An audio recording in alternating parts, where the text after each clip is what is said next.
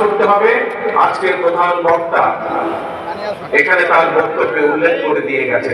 এছাড়াও এখানে আরো কয়েকজন সিনিয়র বক্তা তাদের বক্তব্যে উল্লেখ করে দিয়ে গেছেন।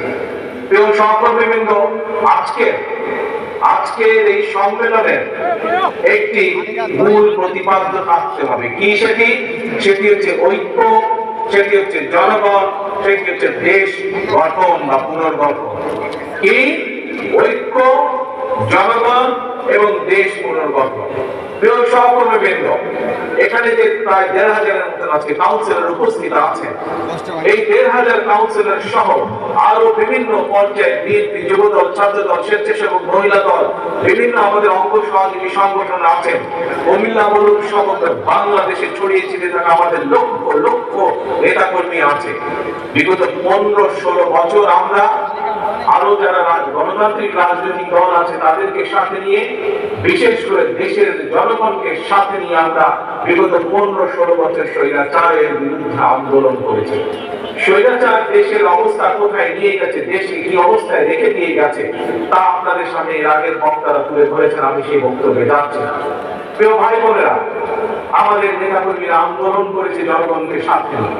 আমাদের নেতাকর্মীরা হত্যা, খুন, গুমের শিকার হয়েছে, নির্যাতনের শিকার হয়েছে, হাত করা অবস্থায় হাসপাতালে মারা গিয়েছে, করা অবস্থায় জেলের ভিতরে আমাদের নেতাকর্মীরা মারা গিয়েছে। হাজারো হাজারো নেতাকর্মীকে পঙ্গুত্ব বরণ করতে হয়েছে।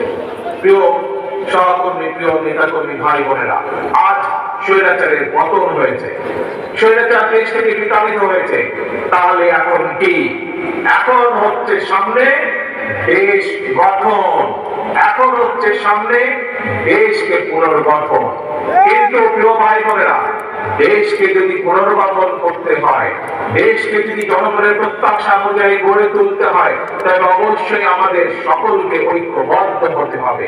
আজকে এখানে বহু বক্তা, আমি এখানে সংযুক্ত হওয়ার পরে বহু বক্তা আজকের এই সুন্দর সম্মেলন অনুষ্ঠানটির প্রশংসা করেছে। এই সম্মেলন অনুষ্ঠানটি কেন সুন্দর হয়েছে? কারণ আজ এখানে যারা আপনারা উপস্থিত আছেন, যারা এই অনুষ্ঠানের আয়োজন করেছেন, সকলে ঐক্যবদ্ধ আছেন বলেই আজকের এই সুন্দর অনুষ্ঠানটি আয়োজন করা সম্ভব হয়েছে। আপনারা সকলে ঐক্যবদ্ধ আছেন বলেই এরপর একটি সুশৃঙ্খল ডিসিপ্লিন অনুষ্ঠান আয়োজন করা বা সম্পন্ন করা সম্ভব হয়েছে। প্রিয় ভাই বোনেরা, একটি ঘর যখন তৈরি করতে হয় তখন সকলকে মিলে কাজ করতে হয়। সকলে মিলে যখন কাজ করে, শ্রমিকরা একসাথে যখন কাজ করে, তখন একটি সুন্দর ঘর গঠন করা সম্ভব হয়। কিন্তু যখন একটি ঘরকে ধ্বংস করে দিতে হয়, তখন কিন্তু বেশি লোকের প্রয়োজন লাগে না। ঠিক এই দেশটি হচ্ছে আপনার, আমার, আমাদের সকলের ঘর। প্রিয় সহকর্মীবৃন্দ, এই ঘরে ডাকাত পড়েছিল গত ১৫-১৬ বছর যাবৎ। সেই ডাকাতকে বাংলাদেশের জনগণ বিতাড়িত করেছে। এখন এই বাংলাদেশকে গঠন করতে হবে, কারণ এই দেশ আপনার, এই দেশ আমার, এই দেশ আমাদের সকলের। এই দেশকে গঠন করতে হবে। কিন্তু দেশকে গঠন করতে হলে একজন রাজনৈতিক কর্মী হিসাবে আমাদের সকলের প্রথম দায়িত্ব হচ্ছে দেশ গঠনের যে শক্তি হত্যার জনগণ, সেই জনগণের কাছে আমাদেরকে যেতে হবে। প্রিয় সহকর্মীবৃন্দ, এইরকম মিটিং করে করে জনগণের কাছে গেলে চলবে না।